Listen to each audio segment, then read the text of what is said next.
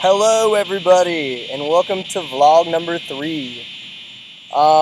Thank you very much today, Jill, for an awesome series of questions. I'm actually going to start with the third question that you had asked us. What's your decision-making process? And that's actually why I'm on my roof right now. This is one of my favorite places to come and think and just kind of get away from everything, get unplugged.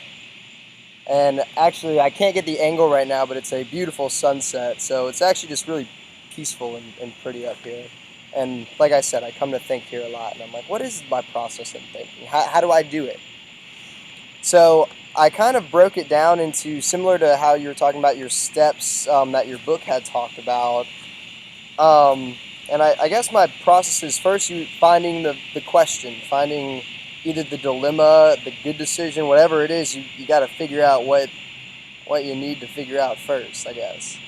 The second part would be weighing the options.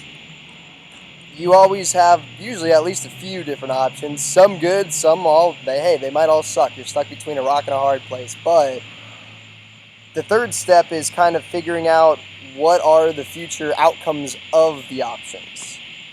So some could, like I said, be really good, some could be really bad. You have to kind of look into the future, if you will, and if I make decision A, is it going to be good for not just me, but for others too? I mean, this is where I believe the ethics portion comes up a lot, is when you're trying to figure out what those outcomes would be in hopes of picking the best option for whoever's involved, whether that just be you, whether that be others as well.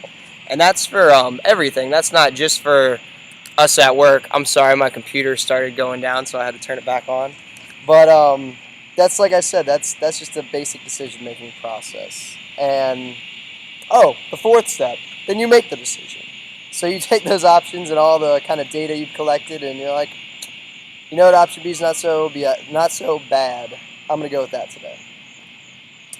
But yeah, the next thing brought up was the question about the plagiarism, the article that we had talked about in class about should we give students the option to come clean, and depending on the person in charge, get a punishment, get a smaller punishment, get the same punishment, I don't know.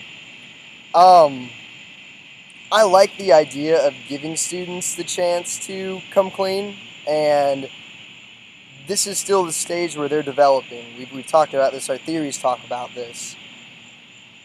If they're still developing and we're giving them the option of being honest, I think that outweighs a punishment. Now, at the same time, I believe accountability is extremely important at this stage too. So I wouldn't go so far to say don't punish them at all or give them just a little more than a slap on the wrist. No, I think it needs to be a stern punishment still. So if you're plagiarizing, if the rule is the set punishment ahead of time is you fail the class, or let's just say you go down a letter grade to make it easy. If the punishment if caught is going down a letter grade, maybe the punishment should be they have to redo the assignment as well as they only get half credit on it. Something, but even half credit might not be enough. It needs to still be a stern punishment. So we hope that they will come and tell us if they have cheated or whatever the case may be, but it needs to be reinforced that doing it to begin with is still bad. They need to be accountable.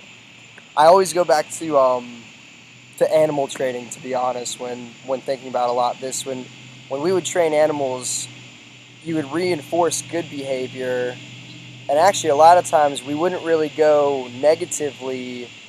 Like, you wouldn't hit an animal if they did something wrong, let's just say. You would give them what we called an LRS, a least reinforcing scenario, which for us was just a 5-second neutral.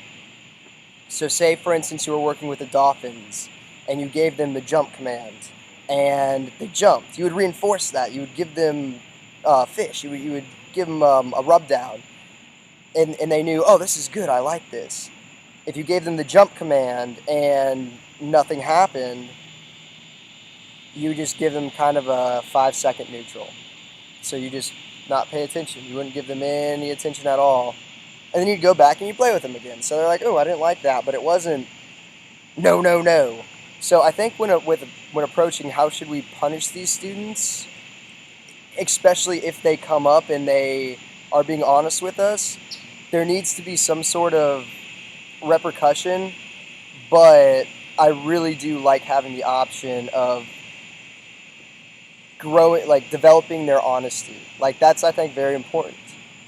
The third question, the professional stereotype of a student affairs person.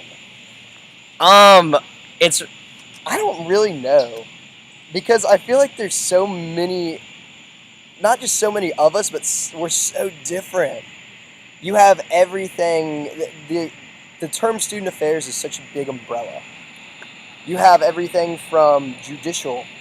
You have, over on the other side, you've got the huge branch of housing, which I know has tons of subcategories in there as well. Then you have the access office. You have, the list goes on. We all know this. So I think it's very hard to just straight up give it a generalistic stereotype. Some aspects that I think are the same across the board. I do believe that people really do think that we are there for students first. That's our goal. That's why we do it. I think, especially from what I've seen, I feel like the students see it as, usually student affairs, we're fun. We're really energetic a lot of times. And I think we're very relatable to students. I think not having professors, a lot of times, especially incoming students, they put them on such a high pedestal, and it almost makes them scary to go talk to. And you're like, oh, I don't know, it's the professor. I feel like student affairs is almost, we're not as scary to them. They can relate to us. A lot of times we're closer in age. We're goofy a lot of the times. They're like, oh, I remember them from orientation. They were just crazy and off the wall. Yeah, I feel like I can talk to them. So I think to students we're very relatable. I think that's a good stereotype for that. To other professionals, sometimes I feel like they think, oh, they're just crazy student affairs people. We do like to have fun. We do like to act crazy, and a lot of times there's reasonings behind it, though. And you may not, a lot of people from the outside may not understand why we're running around with a group of students at an event having a huge water fight with the building, or why we're in a canoe paddling around and trying to sink another boat with water. They're like, why are you doing that? That's not professional. I feel like bonding with students is another big thing that has to come with student affairs. We spend a lot of time with these students, and I think being relatable, bonding with them, I think that's a big stereotype of student affairs that I hope is correct. Like I said, though, I feel like it's really hard to make that stereotype because it's such a big, diverse group of people. But yeah, those are my big answers to the three. Thank you all for joining me on my roof tonight. I hope you're having a great weekend, and I'll catch you all on the flip side.